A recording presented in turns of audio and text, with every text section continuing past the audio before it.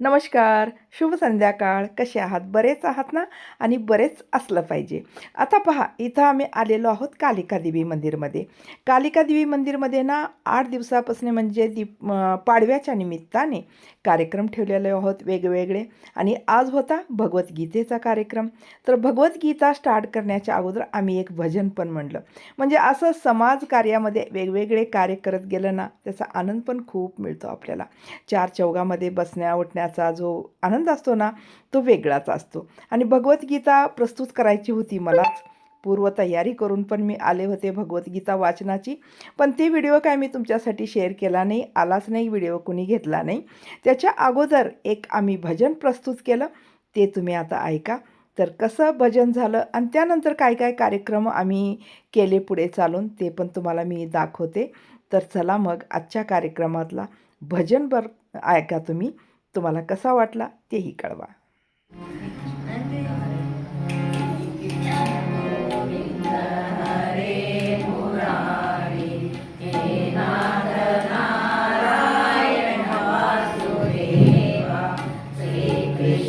गोविंद हरे मुरारी हे नाथ नारायण वासुदेवा हे नाथ नारायण वासुदेवा हे नाथ नारायण वासुदेवा हे नाथ नारायण वासुदेवा श्री कृष्ण गोविंद हरे मुरारी हे नाथ नारायण वासुदेवा. मग अशा प्रकारे भगवद्गीता सुरू झाली. त्याच्यानंतर भगवद्गीतेचं वाचन झालं. म्हणजे भगवद्गीतामधला फक्त 6वा अध्याय आम्ही इथं वाचन केलं. आणि त्यानंतर मग 6व्या अध्यायाला काय 20 मिनटात 6वा अध्याय संपला. त्यानंतर मग भजनी मंडळांनी भजन प्रस्तुत केले. तर असे नवीन नवीन कार्यक्रम आम्ही इथं प्रस्तुत करत गेलो. भजन ऐका.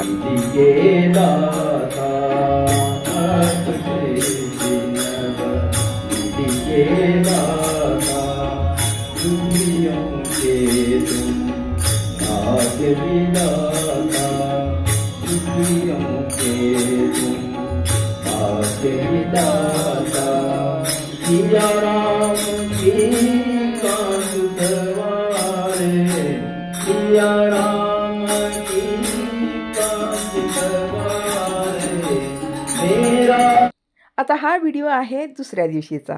मी निघालेली आहे एक अशा कार्यक्रमामध्ये. तर पहा, इथं खूप छान असा कार्यक्रम आणि इथं गेस्ट म्हणून बोलावले गेले होते. आणि कुटुंब प्रबोधनावरती बोलायचं होतं आणि RSSद्वारा इथं कार्यक्रम ठेवलेला होता. तर पहा कसा कसा इथला कार्यक्रम झाला आणि कसं कसं तुम्हाला पाहून काय वाटलं ते नक्की तुम्ही सांगा. खूप छान असा कार्यक्रम तुम्ही पाहत आहात. तर पहा, इथं आम्ही आलेलो आहोत. आता कार्यक्रम थोडक्यात सुरू होणार आहे. RSSच्या कार्यकर्त्यांनी हा कार्यक्रम ठेवलेला होता. खूप सुंदर असा कार्यक्रम होता. ऐका मग तुम्ही पण बघा. तुझे चांगले विठ्ठला, नाम तुझे चांगले ऐकता मन माझे रमले. विठ्ठला, नाम तुझे चांगले ऐकता मन माझे रमले. त्यानंतर ह्या मुलीने ना भरतनाट्यम केलं. इतकं छान आणि इतकं सुंदर गाणं होतं ना. आणि ते मी तुम्हाला दाखवू शकत नाही, गाणं ऐकवू शकत नाही, कारण कॉपीराईटचा चान्सेस असतं ना. मग त्यानंतर हे बघा कन्नडा गीत छान.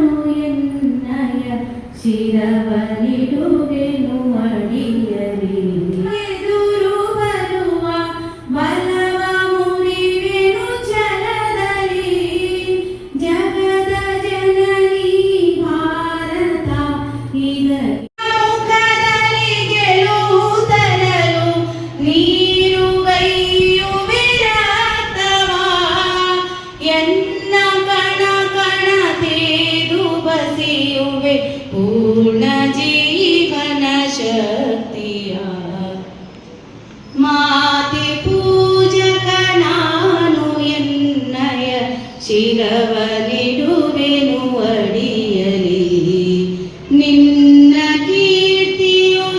आता सरांचं भाषण सुरू झालेलं आहे.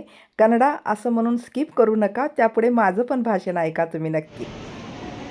ಯುಗಾದಿ ಉತ್ಸವದ ಆಚರಣೆಗಾಗಿ ಸೇರಿರುವಂತಹ ತಮ್ಮೆಲ್ಲರಿಗೂ ನಮನಗಳು. ವೇದಿಕೆಯ ಮೇಲೆ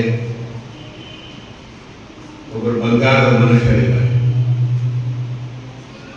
ಗುರುನಾಥರಾವ್ ಸುತಾರ್ ಅಂತಂದ್ರೆ ನಾನು ಯಾಕೆ ಬಂಗಾರದ ಮನುಷ್ಯ ಅಂತ ಅಂದ್ರೆ ಪರಿಚಯದಲ್ಲಿ ಹೇಳಿದ್ರು. ಒಂದು ಬಂಜರ ಭೂಮಿಯನ್ನು ಇವತ್ತು ಹಸಿರು ನಂದನವನವನ್ನಾಗಿ ಮಾಡಿದ್ದಾರೆ.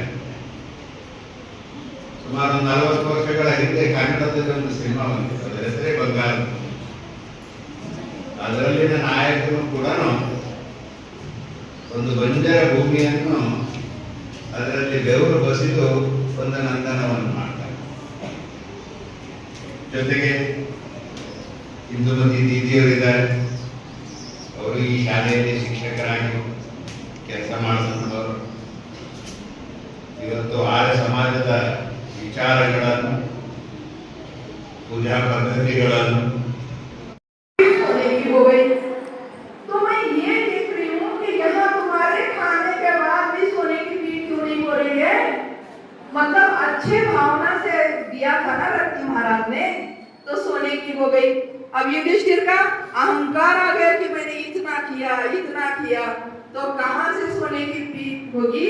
तो युधिष्ठिर को पता चला कि ये ऐसा होता है। आशुतोष मुखर्जी आपको पता है, बड़े वकील, बड़े एडवोकेट, उनको विदेश जाने के लिए अंग्रेजों ने बोला कि आप जाओ विदेश, एडवोकेट बन के आओ, जाओ। उन्होंने क्या बोला पता है? माँ को पूछना पड़ेगा। देखिए माँ का कितना महत्व होता है, माँ को पूछना पड़ेगा। अंग्रेज ने बोला अरे तेरी माँ मेरे से बड़ी है क्या? बोला हाँ, हमारे भारतीय समाज में माँ सबसे बड़ी होती है। माँ की उपासना करते हैं, पत्नी की जोपासना करते हैं और बेटी की आराधना करते हैं हमारे समाज में, है ना? माँ की उपासना करो। इसलिए बोलते हैं ना, एक शराबी पिता होना अच्छी बात है, लेकिन माँ अंधश्रद्धा वाली नहीं रहना चाहिए। जिस घर में माँ अंधश्रद्धा वाली है वो घर का सत्यानाश हो गया समझो। अंधश्रद्धा पहले मन से निकाल दो। अब हम जी रहे वैज्ञानिक युग में, कहाँ जा रहे हम लोग? अभी भी अंधश्रद्धा लेके बैठी हुई है, वो कैसे चलेगा? ये घर में रोज प्रबोधन होना चाहिए। 2-4 बातें रोज पति को समझाना चाहिए। इसमें अहंकार कहाँ से आया? मैं पति हूँ, ये अहंकार आप छोड़ देना पड़ेगा आपको, क्योंकि पति पत्नी सब बराबर बोल रहे हैं, समान दर्जा है। अहंकार नहीं आना चाहिए। पत्नी 4 बातें अच्छी बता रही है तो अहंकार क्या चीज का उसमें? या पति अच्छी बातें बता रहा है कि पत्नी को देखो रोज बाहर मत जाया करो, आजकल सोना वोना बहुत लूट रहे हैं, घर में ही वॉकिंग करो। बोले कि इसमें कौन सी बुराई है? नहीं मैं चाहूंगी। तुम्हारा क्या मतलब? तुम पूरा काम घूम के आ जाओ, मेरे को इतना गली तक पहुंचने होंगे ना वाद विवाद। ये सब नहीं होना चाहिए। 4 बातें उनकी भी सुनो, 4 बातें आपकी भी वो सुनते हैं, तब घर बनता है। और घर बनता है तो तब कुटुंब बनता है, कुटुंब बनता है अच्छा तो समाज बनता है, समाज अच्छा बनता है तो देश अपने आप अच्छा बनता है। तर अशा प्रकारे भाषणाचे थोडेसे अंश आपल्यासाठी प्रस्तुत केलेले आहे. तर तुम्हाला हा कार्यक्रम कसा वाटला नक्की कळवा. भेटू पुढच्या व्हिडिओमध्ये. तोपर्यंत धन्यवाद.